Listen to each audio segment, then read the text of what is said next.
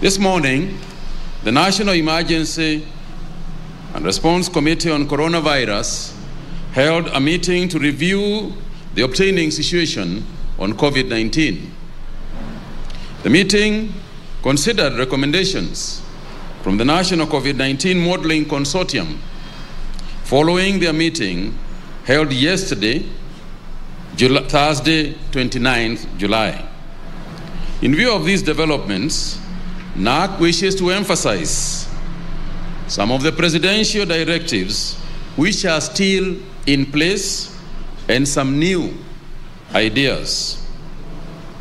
In line with the directive to avoid crowded places where transmission has been shown to be more likely, we once again emphasize that all public gatherings and in-person meetings of whatever nature are suspended countrywide. In this regard, all governments, including intergovernmental meetings and conferences, should henceforth be converted to either virtual or postponed. And there are several meetings that even the government itself had planned in the coming 30 days. All forms of physical congregational worship in the country, churches, mosques, and temples, be permitted as per the guidance of the Interfaith Council and the interfaith protocols that have been developed, but which in the recent past seem to have been abused. In-person worship should be limited to a third of the capacity of the venue in strict adherence with the guidelines and protocols of the Ministry of Health. While indoors, maintain a physical distance of at least 1 meter between people.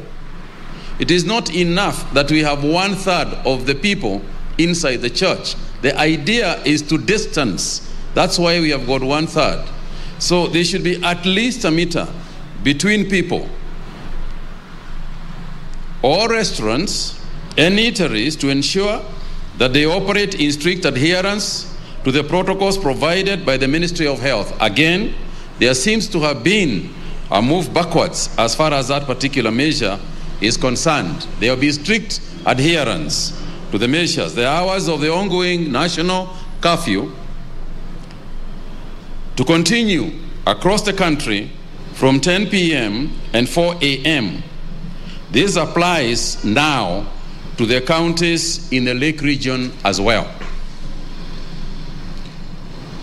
All employers, including public and private sector, government offices, business and companies, be directed to allow employees to work from home with the exception of employees working in critical or essential services until further notice.